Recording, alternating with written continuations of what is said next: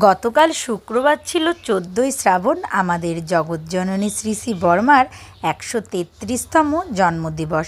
সেই উপলক্ষেই কৃষ্ণনগর সৎসঙ্গ স্বস্তি শিবিরে একটি সৎসঙ্গ ও মাতৃ সম্মেলনের আয়োজন করা হয়েছে। আমরা যেহেতু একদম শেষে গেছিলাম, তাই সৎসঙ্গ বা মাতৃসঙ্গ কোনোটাই দেখতে পারিনি। তবে আমার মা গিয়ে দুটো জিনিসই দেখেছে, তো সেই জন্যই সেরকম কোনো সৎসঙ্গের ভিডিও ক্লিপস নেওয়া হয়নি। তবে সৎসঙ্গের লাস্টেরটুকু আমরা শুনেছি।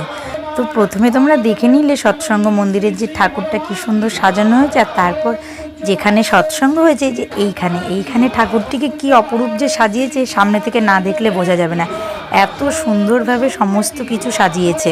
বড় মায়ের জন্মদিন বলে কথা, এইটুকু তো সাজানোই হবে, সেটাই স্বাভাবিক। যাই হোক, সৎসঙ্গ করে আমরা চলে এসেছি মহাপ্রসাদ আনন্দবাজার গ্রহণ করতে। এবার আনন্দবাজারে কিন্তু কোনো রকম খিচুড়ি ছিল না, ছিল হচ্ছে ঠাকুরের প্রসাদ বাতাসা, সাদা অন্ন, ডাল, পাঁচমিশালি একটা সবজি, পনির ও সয়াবিনের তরকারি, আমড়ার চাটনি ও বোঁদে। এই ছিল আমাদের মহাপ্রসাদ। সকলকে জয়।